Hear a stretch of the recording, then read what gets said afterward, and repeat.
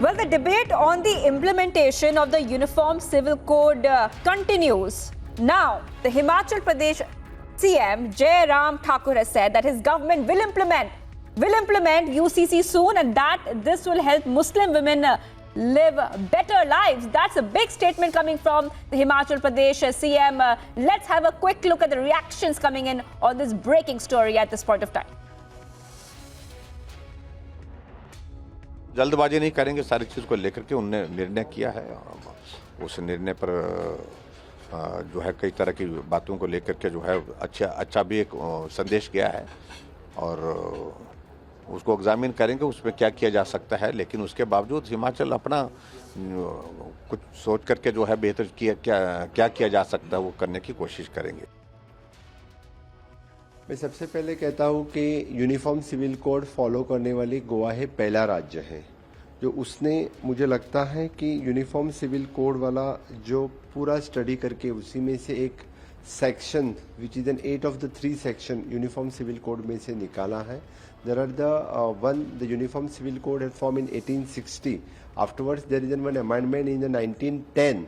The second amendment had come during the Portuguese regime also, and we had followed that uniform civil code as usually. There is a section of the second marriage जो बोल रहा है which is by efflux of the time this provisions has been redundant definitely, and anyway this become is an unconstitutional and if required and we will be the repeat it from the 1910 onwards। उसके लिए कोई provision नहीं रखा था, इसलिए वो जो यानी पहले वाला जो मेन एक्ट की बात कर रहा है और जो सेकंड मैरिज की बात कर रहे हैं वैसे कोई आज तक 1961 से लेके आज तक उसका इस सेक्शन का किसी ने कभी बेनिफिट्स नहीं लिया है और इस सेक्शन के अंतर्गत किसी को यानी बेनिफिट्स भी नहीं दिया है डेफिनेटली।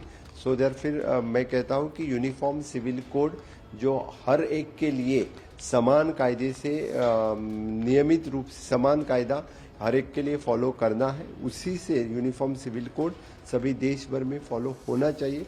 और जो कोई बात इसके ऊपर जो कहते हैं कि इसमें एक भी ये है उसके लिए आज तक वैसा कोई प्रोविजन का यूज नहीं हुआ है, ये मैं दावे के साथ कह सकता हूँ।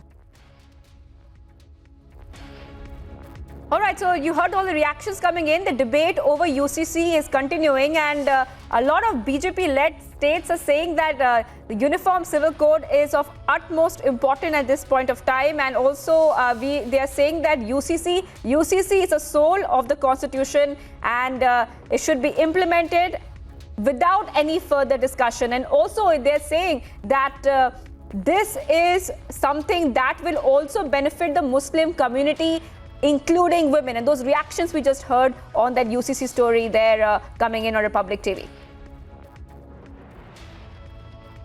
All right, moving on to some other stories we're tracking at this point of